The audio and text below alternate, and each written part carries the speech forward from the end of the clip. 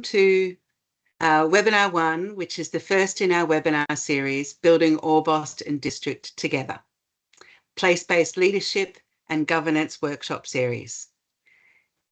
Thank you for taking the time to join and contribute to this important series of webinars. We would like to acknowledge the Gunakurnai, Monero and Bidawal people as the traditional owners of the land in which Orbost is located, and pay our respects to their elders past and present. My name is Natasha Wernick and I'm the Community Development Programs Facilitator for Australian Business Volunteers, coming to you from Bundjalung Country up in northern New South Wales. We would also like to acknowledge you for participating to help shape the future of Orbost and District. Please take this moment to introduce yourself in the chat box and include where you are from both country and group and organisation. This series has been developed in collaboration between the Future of Orbost and District Governance Group, particularly Dr Nicola Watts, Tabitha Jarman and Hayley Seskotis, and myself and my team at Australian Business Volunteers. To give you a bit of background about these two organisations, the Future of Orbost and District is a response to the impact of forestry transition through building on existing strengths and leveraging new innovation and diversification opportunities to support economic and social and environmental outcomes.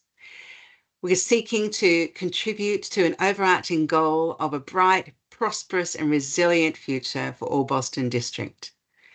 ABB are funded by the Victorian State Government to work alongside communities from grassroots up to regional level across Gippsland to strengthen place-based, community-led disaster, economic and social resilience.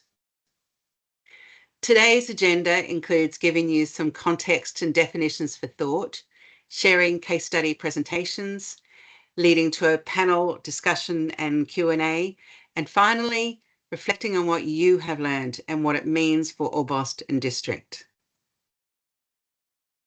Just some housekeeping. You will remain muted and your camera will not be activated for the duration of today's event. Today's event will be recorded and made available after the event. Please enter questions for our speakers in the Q&A function rather than the chat box. And please be respectful to others when posting questions. And finally, make a note of your reflections. You will be requested to input them into a survey at the end of the event. Like many communities around the globe, Orbost and District is exploring how best to steward the long-term social, economic and environmental well-being of its place. Many lessons have emerged from local responses to major disruptions such as the Black Summer bushfires and the native forestry transition. Orbost and District is not alone in navigating an increasingly uncertain and complex world. The purpose of this series is to focus on the question, what kind of leadership is required to support community prosperity and place-based development into the future for Orbost and District? So in order to give you some broader insights into this complex question, we have sourced inspiring speakers from different communities across Australia's east coast, like Ipswich and Butterham in Queensland, Lismore, Kempsey and Elly in northern New South Wales, Cobargo in southern New South Wales, and more locally to Gippsland, Merbau North, Buchan and Orbost. These speakers will be sharing how they form, organise and govern their community groups, as well as answering questions like, what are the key successes and achievements to date? What have been the key learnings and challenges? And how do they measure success? These sessions are designed to spark meaningful conversations about what we can learn from each other's experiences. The webinars will culminate in a half-day workshop for the Orbost and District community, ensuring residents are informed, inspired and strategic as they enter the next chapter together. We are delighted that you have registered to go on this important journey with us. While every context is unique, there are no simple playbooks. There is a growing global recognition of the value in approaches grounded in place-based governance, community-led action, and collective leadership.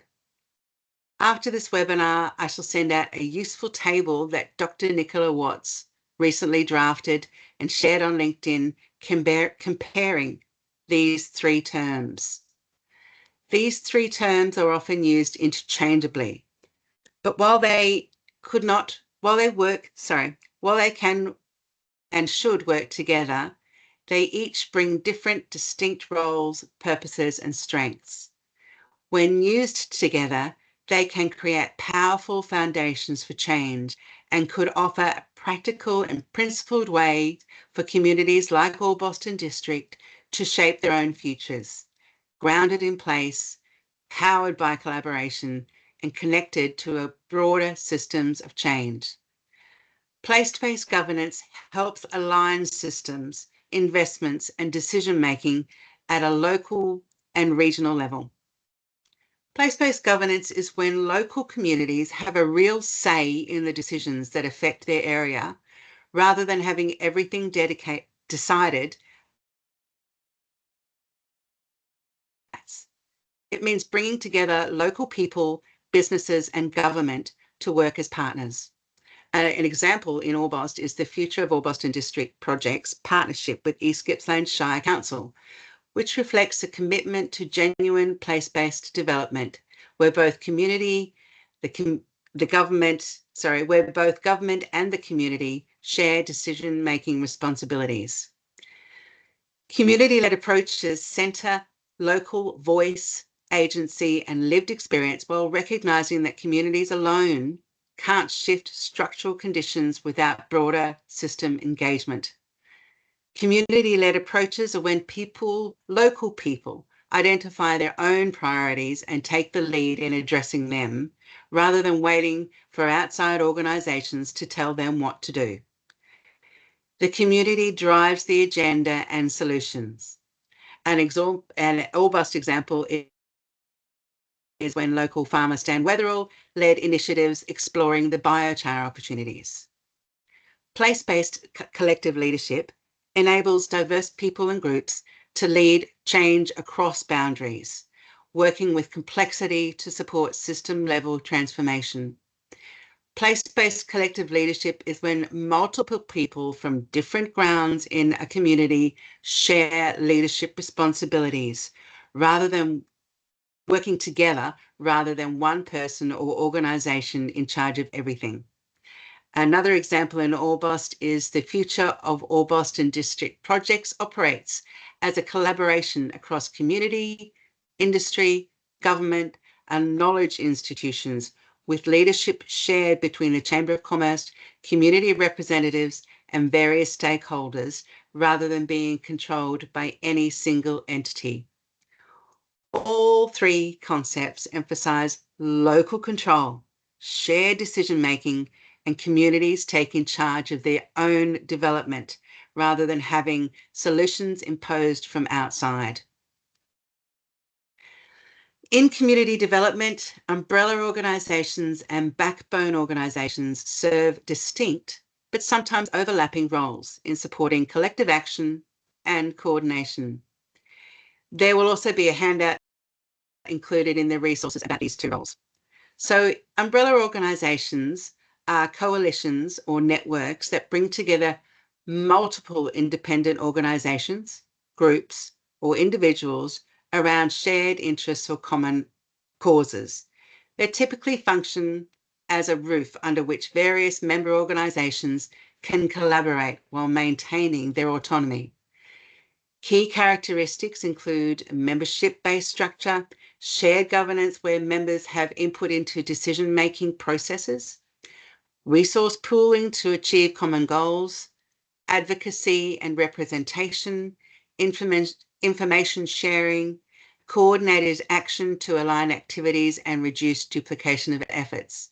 An example from Orbost is the Orbost District Chamber of Commerce and Industry, which coordinates business interests in the region. Backbone organisations are specifically designed to support collective impact initiatives by providing infrastructure and coordination necessary for sustained collaboration.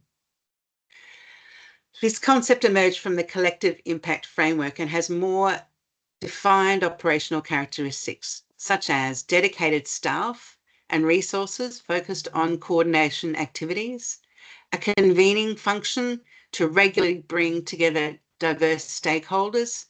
They also do data management and strategic planning to develop and maintain shared measurement systems and mutually reinforcing activities. They also provide communication coordination function and institutional support. A local example could be the Orbost District Community Recovery and Transition Community, formed through community expression of interest, with a focus on bushfire recovery, community resilience, and disaster preparedness. So, after giving you those contexts and definitions, I want to just, before we go ahead with our guest speakers, which I'm very excited to share with you, I just wanted to tune you into that Q&A function. At the top in your Teams bar, there is a Q&A icon next to the chat box. Please enter your questions for our speakers in the Q&A function, not the chat box. And let's see if we can get that working. Okay, we are fortunate to have 3 speakers with direct experience in establishing and maintaining community governance structures. Chad Renado is the co-founder of Ready Communities, a national initiative supporting place-based development and resilience across Australia. He is also a research fellow at the Rural Economies Centre of Excellence at the University of Southern Queensland, where he focuses on regional development, leadership, and innovation ecosystems. Chad brings over 2 decades of experience in government, business, and community sectors, and is passionate about bringing collective capacity in regional communities. He leads the Ready Communities Readiness Index and co-hosts a weekly update series sharing insights from community-led work across the country. Our second speaker, Kerry Grace, is also a co-founder of Ready Communities. She is a respected leader in regional development with over 20 years' experience working at the intersection of community, business, and government. Kerry is based in New South Wales and the mid-north coast and has led numerous place-based initiatives focused on economic participation, social enterprise, and locally driven change. Kerry also serves as a mentor and an advisor across a range of regional projects and plays a key role in delivering the Ready Communities program, supporting collective leadership and community-led governance. Our third speaker will be Elly Bird, and she is the Executive Director of Resilient Lismore, a community-based organisation leading the recovery at the epicentre of one of Australia's worst disasters in living memory. Elly is a prominent community leader with more than 20 years' experience across a variety of initiatives. She is deeply engaged in the complexities of building community resilience, and she is passionate about the need for effective partnerships between governments and communities as climate change becomes increasingly prevalent in our daily lives. Committed to climate resilience, social justice, and good governance, Elly brings deep connections, proven leadership, and a vision for a sustainable and inclusive Lismore and Northern Rivers. Okay, so without any further ado, I'm going to turn off my screen share and turn on Chad. And Welcome, Chad, and thanks for joining us. Please tell us a little bit about Ready Communities and its purpose.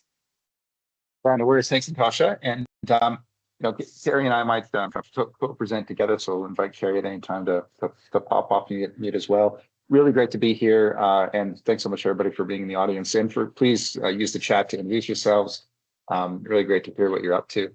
So Ready Communities came about towards the end of 2023. And it's on the back of both Kerry and I having a fairly long experience in regional development. My personal background is more from the industry side on businesses, having grown manufacturing and digital agencies over my career in the US and Australia, and eventually found myself running an innovation hub in Ipswich.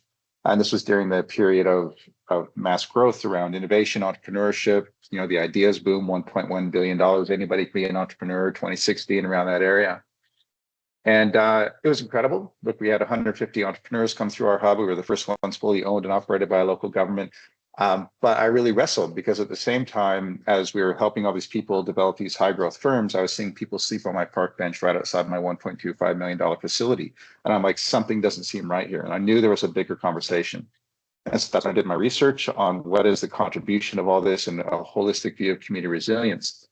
And that's what I did my PhD on, eventually coming across the concepts of collective impact and backbone organizations, and starting to see as much as feel this shift back towards what we refer to as placemaking. The concept of ecosystem building and innovation entrepreneurship really is a fairly recent endeavor of about, say, the last 3 or 4 decades. And what we're seeing now is a bit of a reaction to that, back towards placemaking, more community-led, holistic approaches, and that question on how we structure that. So I just brought a conference into Melbourne of about 2,500 people focusing on innovation and entrepreneurship. And then after I got done with that, I thought there's got to be something more. And that's when I was introduced to Kerry. And Kerry was on her own journey, and we started having a bit of a yarn. But Kerry, I might just hop over to you real quick, just to get your side of it. Thanks, Chad. So I was the CEO of Regional Development Australia in the Mid-North Coast for 7 years, and Norfolk Island was also in my remit. So I love the program. I think it has a lot of capacity to create change. For me, I work very much as and with grassroots leaders. So the 2019 bushfires in the Nambucca Valley really created significant change about my practice. And one of those major changes was there were a lot of people telling us what to do from on high, but very few listening to what was happening on the ground. And I was one of the only people with boots on the ground able to report up what was happening. So I learned during that time that communities don't always have the right conduits into decision making. They don't always receive services and support that are actually relevant and timely. So the first thing that I wanted to do when I left RDA was find a different kind of platform to create community change. I almost dabbled in politics and thankfully decided not to. What I did do, though, was start a national conference, and it's called Social Impact in the Region. So I bankrolled that, I guess is the best way to describe it.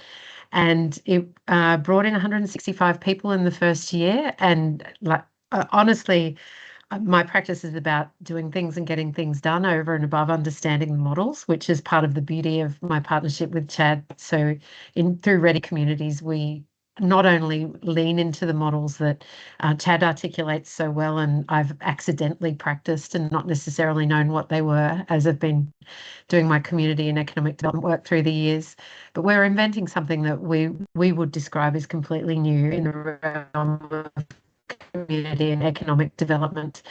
The grounding factor for me is I've worked as an adult educator as well. So I've actually facilitated 7 Work for the Dole projects. And in doing that, I have now seen in one of the communities I work in the Nambucca Valley, third generations of people just living in poverty, and it becomes an expectation and a norm. And I don't want to contribute to a practice that can enable that to happen. So I actually, my description is that we just need to blow things up and start again. Chad's description is a lot more polite.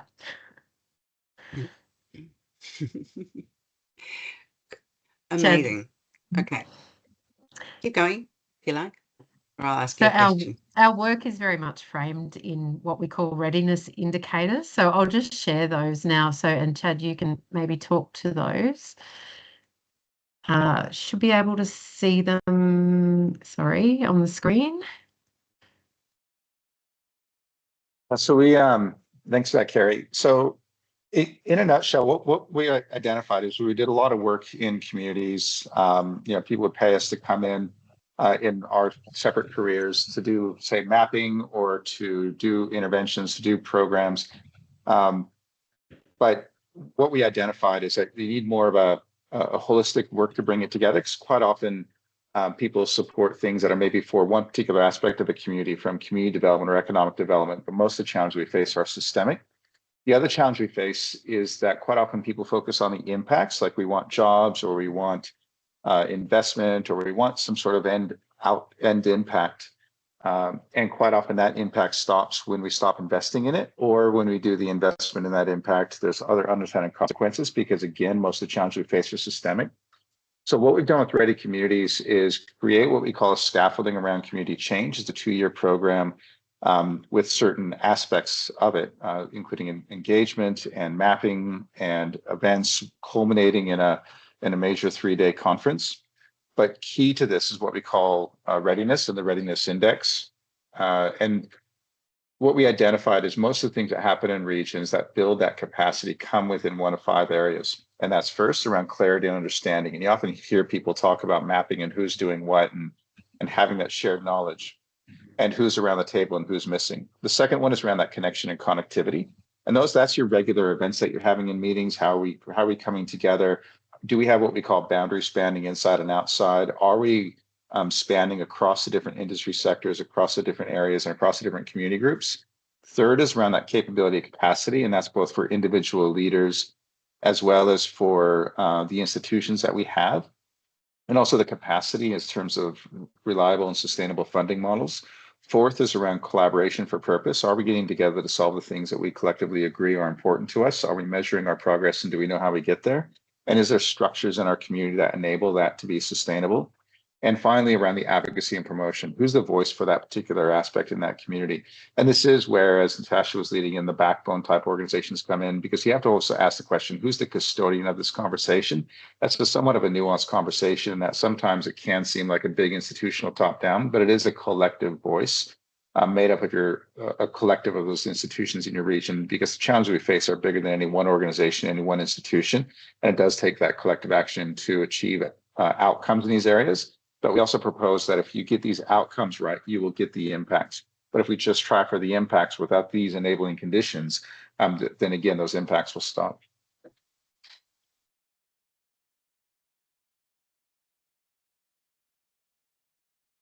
So Fabulous. we're already finding that communities really understand and gel with the readiness index. So in Kempsey last year, we ran our first pilot, and that pilot program had significant amount of connections simply because we were working on those enabling factors. And funnily enough, the tiniest regional towns that we work in, we're introducing people to one another so that they can then create these conditions. We're working in Grafton now, which is where the conference is this year, and have the Ready Communities program has probably more to explain than we have in a few moments, but key to it is identifying and finding people who are what we call impact facilitators in the local community and getting behind them and really building them up, as opposed to us coming in and bestowing our benevolent wisdom upon them. We really help to build up the community. And the collective frameworks are very important to support that work, but those underpinning readiness indicators are what sustains the work. And I guess speaking of something like Orbost, who's looking at doing something like this with a structure, it's a structure, the process, and the leadership. It's not any one thing. We've seen so many times where people put a structure in place without those enabling conditions, or they just focus on enabling conditions without the structure, or there's not the leadership to carry it through. So it is a bit of a nuanced conversation. A lot of my work was informed by trips I did to the US, looking at what they refer to as these startup communities, where they have these massive innovation hubs, these beautiful cathedrals of startups and ideas. And people would look at that and they go back to their hometown and say, I know exactly what I have to do. I have to create these cathedrals of startups. And Australia is littered with these white elephants or these empty shells of these innovation hubs that people just aren't going into, when not realizing the backstory for that is it started in somebody's living room that then moved into a kind of a crappy office, then moved into maybe a church, and then it moved into these massive cathedrals. So if you want to create more innovation hubs, you want to create more vibrancy, we know that you have to create more living room experiences. And just going back on some of the data for our model, the mapping showed that we made 23,345 connections through the work that we did in Kempsey for the first year Ready Communities. And that's how it happens. I can't explicitly say what every single one of those connections resulted in, but we are starting to see the impacts of those artifacts now. Fantastic.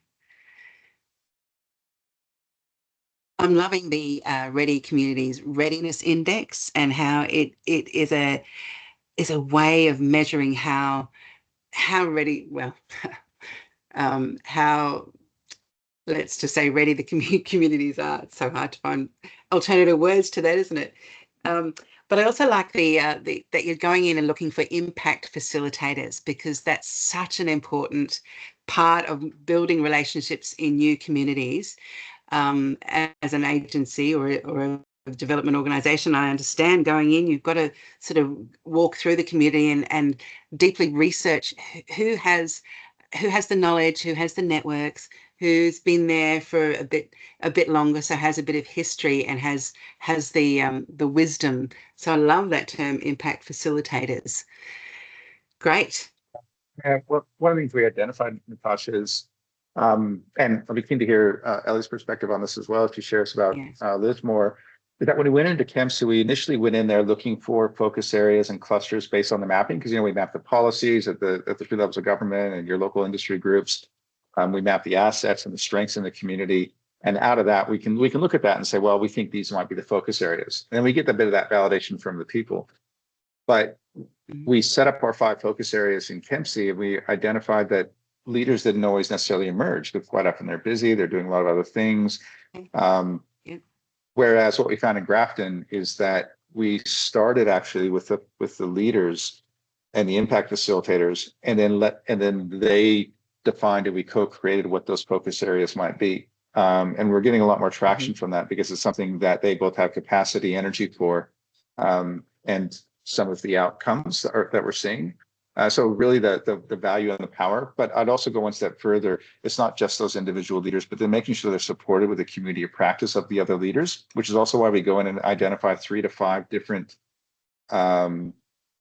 focus areas, so that we get that cross-section of disparate ideas. It almost doesn't matter what those focus areas are, as long as they're different enough, and you can create a bit of that cohort of leaders to support each other.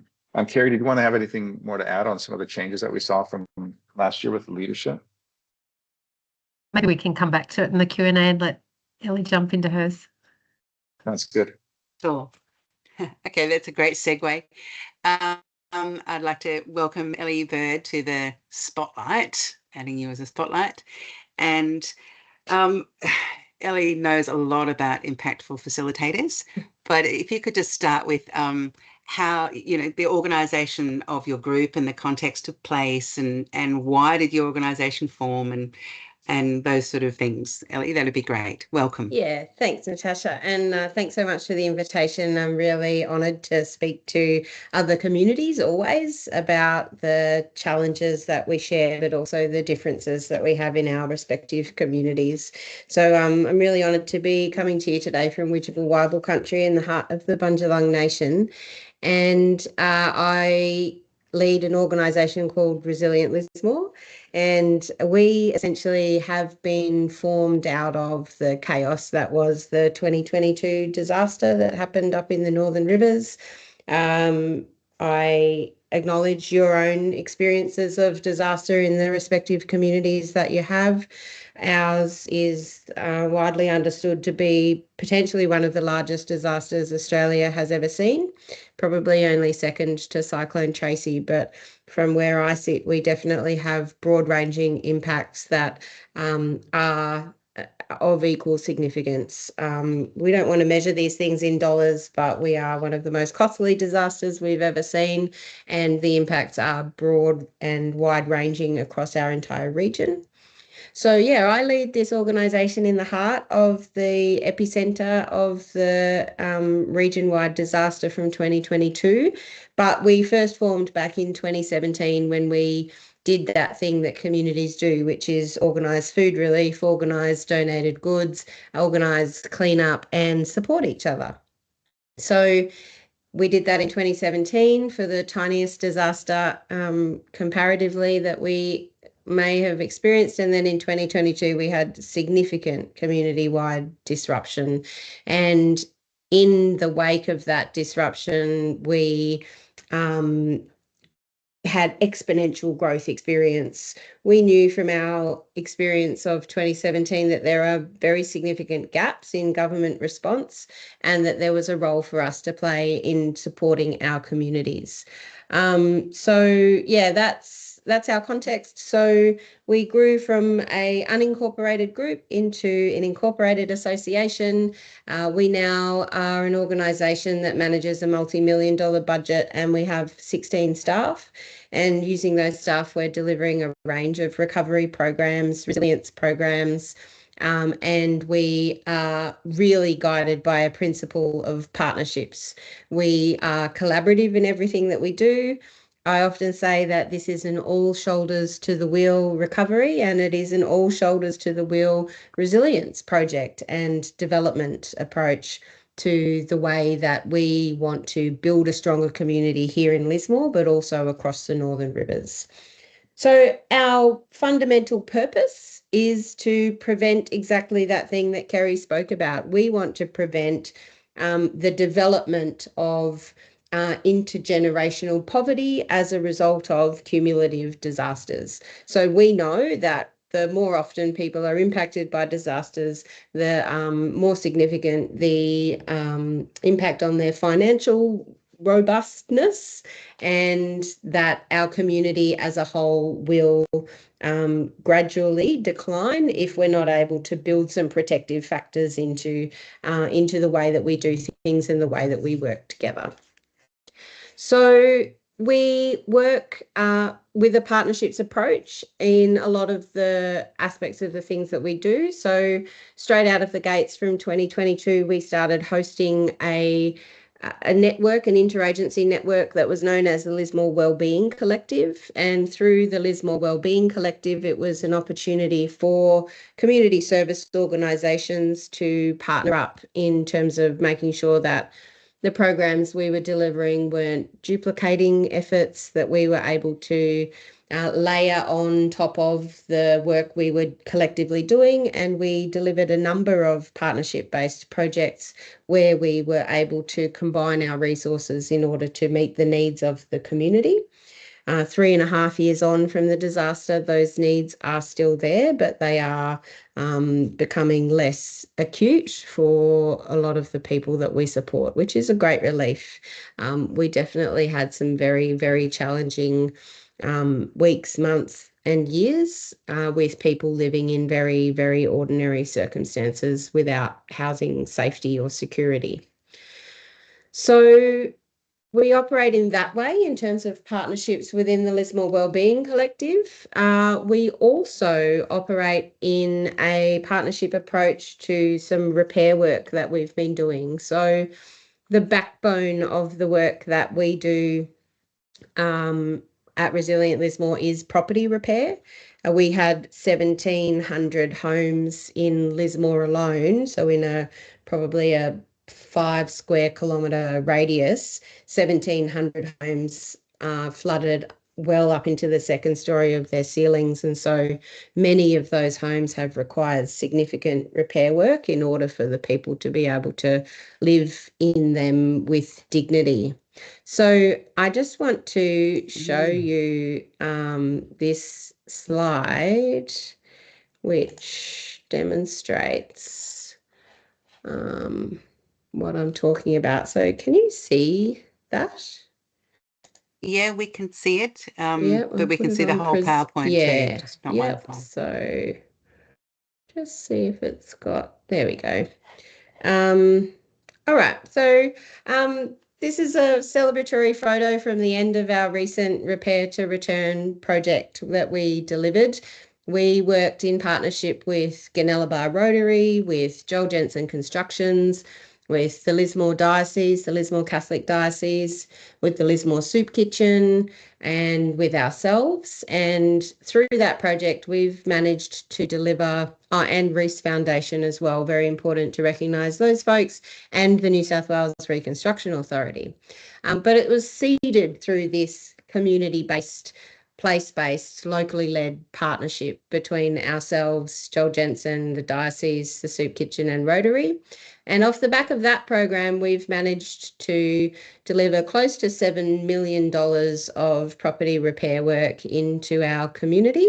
And we've been able to do that because of the trust-based partnerships that we established very early on in the aftermath of that disaster. So that's one local place-based initiative here in Lismore that we are really proud of, and we're really proud of the partnerships that we have with those folks. And then I also wanted to talk about another one that we're involved in, which is a regional project, which is the Northern Rivers Community Resilience Alliance. And so Natasha, with one of her other hats, is involved in this alliance with us. And essentially, it's a network of community groups and organisations right across the Northern Rivers who are all focused on disaster resilience and preparedness. But I firmly believe that a focus on disaster resilience and preparedness is a pathway to strong communities, strong and healthy communities. It's one of the activities that we can do that helps us to build those ready communities that we're talking about today. And we often talk about the need to make sure that we're having fun and doing things that are enjoyable for communities within this space. So that's been going for probably about 18 months now. We've been bringing those groups and those organisations together. And I'll also show you this slide. Now, I wanted to show you this slide because this speaks to the governance of the Alliance and the way that it intersects with government and the way that it intersects with those larger systems change pieces. So you can see we've flipped it. The Alliance is at the top. So for us, it's the community to community networks that are the most important feature of this. We want a peer-based support system set up. And then we intersect with a emergency management structure that is being established in the Northern Rivers. Each of those community resilience networks are made up of different organisations within each of those local government areas, and they then feed into the local emergency management committees, which feeds into the emergency management committee further up. So it's very disaster specific, but I think it's a really interesting model for a regional approach to place-based partnerships for impact and empowerment. The last thing I want to touch on before I finish up is Natasha sent us some prompt questions, and one of those was, how do we measure success? And so when I was reflecting on this, I think this is an excerpt for us from a summary impact report that we did that looked into the way that we work. And I think reflecting on Natasha's definitions of umbrella versus backbone, Resilient Lismore probably works in both of those ways across some of the work that we do. We did some stakeholder surveying to understand what our partners think about us and think about the way that we work. And so this has been a very clear and supportive and affirming feedback to us that our stakeholders and our partners do see that we work in trust-based ways, that we're inclusive, that we have a leadership role, and that we play a strong advocacy role in our community. So yeah, those are just some things that I wanted to share with you, which are insights into the way that we work in the Northern Rivers and the work that we do. There's so much more I can talk about. It's a very deep and complex story, but welcome to ask me any questions in the Q&A. Amazing, Elly. The work you're doing in Northern Rivers and Lismore is groundbreaking and amazing. Before I open up for questions, I wanted to all of you are working with partnerships in different tiers of government. And that's what we're thinking, that moving forward with Orbost, we need to form those partnerships. So if each one of you, of the three, could give us a tip on how to maximize those partnerships or make the best out of them, or just give us any tips at all on developing really strong and trusted partnerships, that would be great. I might head to you, Elly, first, and then Chad, and then Kerry. Sure. I've been reflecting lately on a comment that I heard from FRRR, from a great person working there, which was this comment about working at the speed of trust. And it really resonates with me. And so I think it's definitely informed the way that we work. We don't rush headlong into formal partnerships that are underpinned by complex MOUs and legal arrangements or anything like that. We take time to make sure that we are able to build a trust-based relationship with the people we're intending to work with. And we also probably use a bit of a complexity framework approach, which is we explore ideas and we consider, we try stuff and we sort of test it a little bit. And then if it feels like it's got legs and everybody supports it and everybody's trusting each other and we're feeling good about it, then we'll continue to progress a particular initiative. But if something doesn't fire for some reason or it's not quite working, then we've got the flexibility to sort of let that particular initiative go. So we're not locking ourselves into things too early, and we are making sure that we are leaning into relationships that have been built over time where everybody feels like they're an equal player. Probably more I could say about that, but I'll sorry to Chad and Kerry. Thanks, Elly. Look, and so much could be said on it, and that trust is so important. Really glad you brought that point up. I'll make two points just briefly.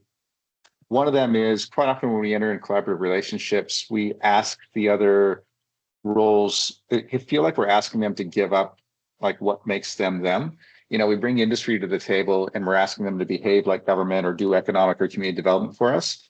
When in reality, if we find out what's important to them, what do they value and what do they get out of it, like that's real collective impact, in my view, is people bring what they want, they bring what they can contribute, they take what adds value, and that'll keep them coming back to the table. I find it stresses the relationships when we ask them to keep spreading out a bit too much, and we ask industry to behave like government, government to behave like industry, and you get that really awkward pendulum swing conversation of industry-led, government-led, whereas it's a yes and conversation to get everyone around the table.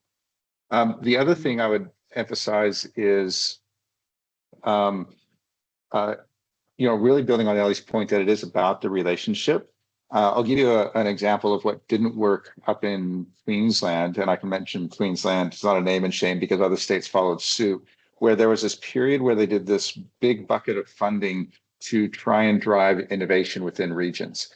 And in Queensland, we had the Advanced Regional Innovation Program, which is $500,000, which matching grant. And that just created this really weird tension of people coming in, trying to get the money, different actors coming up. Whereas my view was always, look, how about if you give us a pittance of that, maybe 150K, and at the end of the 12 months, our only goal is to keep getting around the table every month. Like, pay us to get together. And Australians are such an individualistic nation that you almost have to pay us to get around the table. Like, if that's the outcome after the first year, we can build on that. Whereas always trying for that end big profile thing as the first point of call, look, let's just get us used to working together, do small things first, figure out what that might look like and build that capacity. So why we focus on the readiness, get the connection, get the clarity, get the capability, capacity, get those basic levels first, and then we can build rather than trying for whatever that end goal you're trying as the first point of call. I have an example Absolutely. as well Thank of you, Chad. there was some not-for-profit Great. practitioners I was working with. They were all senior leaders that really wanted to work together but didn't know how to do that. So we actually decided to run an event together. And in running that event, I read your post before, Elly, about the skills of an event manager. Just couldn't agree with you more. In running that event, they built the social capital that was required for them to work together. So it would kind of look that way while we're doing this. I also think in times of disaster, but when we're trying to solve problems, it can become very transactional, and partnerships are never built by being transactional. It just annoys people. So that's something to be really conscious of. I've heard someone describe it at some point about, they use marriage, I'd say forming a conscious coupling over a one night stand, and keeping that in mind is really important, I think, for practitioners. Absolutely. It's really all about the relationships and building the trust in the relationships, and it can take a long time. I recently, somebody was saying that it doesn't matter how hard it is. You have to keep going back, and you've got to keep going back and try and working on that relationship. So that brings just a bit of a question. Before I ask my next question, please, please, the listeners, please use the chat function to add any questions. I haven't seen any come up yet, so either I'm not seeing them or you're not brave enough to put them in there, but please feel free to ask these questions. Now, okay, now I've got to remember what my question was. I think it was about the fatigue. So a lot of the communities in Orbost and District and East Gippsland and in Northern Rivers and Nambucca, they're all getting the same volunteers over and over again. And many of these volunteers are aging. How can you give us any tips on how to, get over the volunteer fatigue and how to keep them sort of motivated a bit? Let's start with Grace this time, Kerry this time, and Chad, and then Elly. It's not an easy thing to do, Natasha, because when you're passionate about something, you don't stop. I had my bag packed on the way to a trip to Norfolk Island, determined to go and do my work. And it wasn't until my doctors thought I was actually having a heart attack that I was grounded. I wasn't having a heart attack, I'd just broken a rib, which still wasn't really that cool. But when passionate people are doing things that they're passionate about, it's very difficult to stop them. So I think forming a culture that carries language about, like, the word self-care are just going to annoy a lot of community people. I think we need to find language that the community can actually gel with. And one of the foundations of the book I've just written, Spiraling Up, is come together. And I think, like, as simple as that, if we can make a commitment to come together, we can keep an eye on people and just provide them with the opportunity to be able to grieve or download, or there's so much vicarious trauma that we carry around as people who really care about communities, and that can come out in numerous ways. And if we don't have community language and safe spaces to talk about it, it can really blow up. So they're just some thoughts. I don't really have any solutions for that. Thank you. Thanks, Kerry, for your insights there. Chad, and then Elly, and then we're almost at time. Thanks for that. And Robin, I see your hand come up. So if you are in the audience, if you want to have a bit of a question, feel free to put it in the chat. Happy to have a yarn about it. Yeah, it is. We did some work up in Burnett Inland with the Red Earth Community Foundation up there, and they have a leadership program. And when we canvassed their leadership alumni over the 10 years that they've been doing the program, we identified that about 2/3 of the people that went through that program are part of 3 different organizations, and about a fifth, or 20%, or 1 in 5 people are in 5 or more organizations. And so that just gives you an idea that, as you say, the same people keep showing up. It can be tiring. Kerry and I don't use the word resilient as much. I believe in the purity of the word and the value of it. But I know you'd have perspectives on this. There is that sense, of feeling like people telling you you're resilient so often, you're like, oh, I'm so glad you're so resilient. Or you could just stop punching me in the face. Like, we could stop the things that feel like it's making me resilient. But I believe the word is still apt. But the challenge is how do we just operate at the pace and listen to the community as they're going through that? It's wherever they're at in that journey, taking them on, giving them support rather than trying to inflict something from somebody outside in.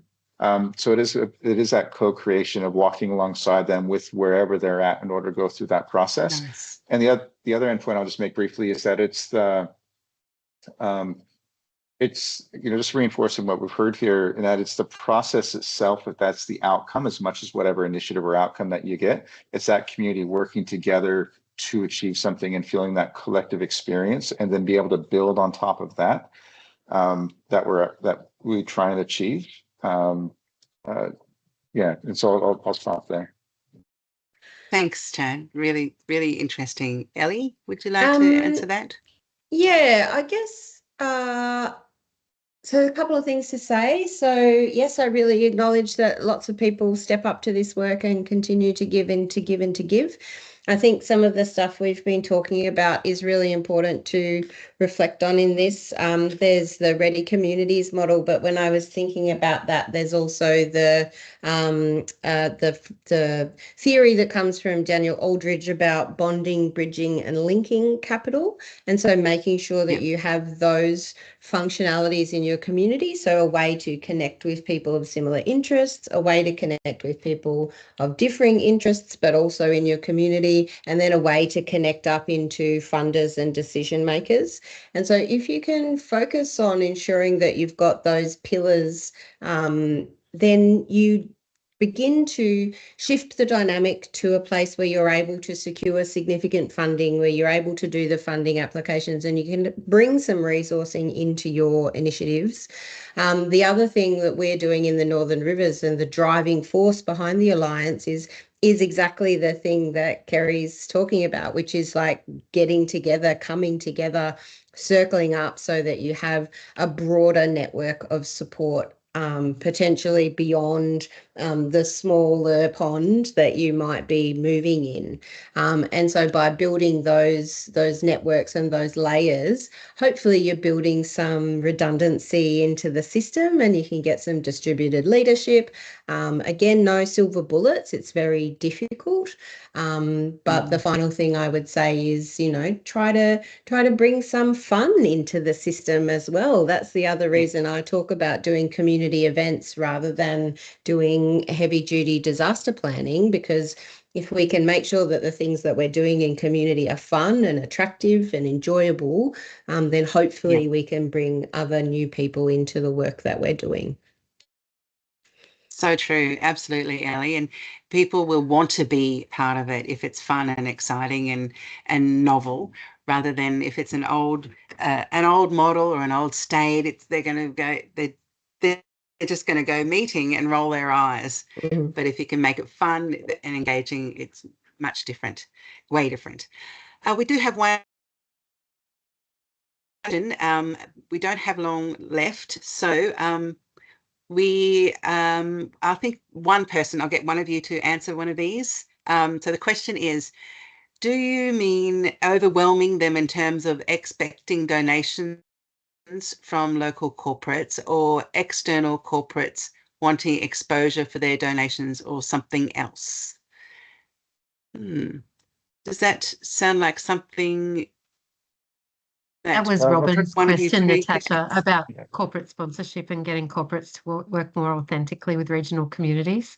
So what my suggestion was you actually need to educate them. So as long as we're going cap in hand to people that have money, we're going to get what they want to give us. Whereas if instead we can turn the strategy around, really looking at the value that the community gives to that donation and flipping that dialogue around, then it's possible. And I just comment as well that we have a growing amount of philanthropists and foundations coming to Social Impact in the Regions conference specifically so they can learn how to authentically work with regional communities. So they're the types of partners that we want to work with. That's such a great answer.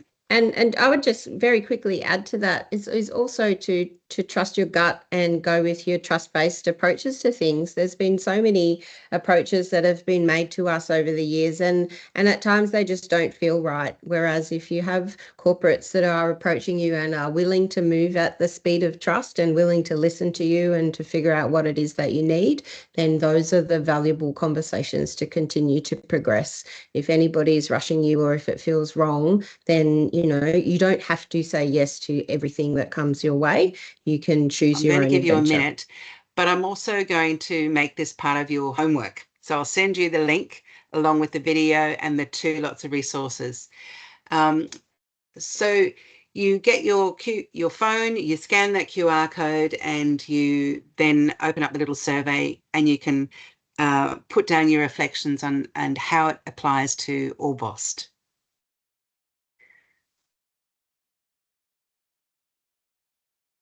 And finally, the next steps are the webinars on the 22nd and the 29th. So as with today's webinar, I shall send the links the day before the webinar, so please put a placeholder in your calendar. Remember that it is essential that you watch or attend all 3 webinars in order to participate in the half-day workshop on August the 21st. The recording of this webinar and some resources, including the comparison table, the definitions, and a link to the survey, the reflections, will be sent once the webinar is loaded to YouTube. Okay, so without any further, we've got half a minute, so I sincerely thank you all for your participation. It was such a pleasure to be in the room with these 3 wise people, these 3 wise humans. Thank you for sharing your insights and your involvement in shaping the future of Orbost District. And the rest of you, I look forward to seeing you next week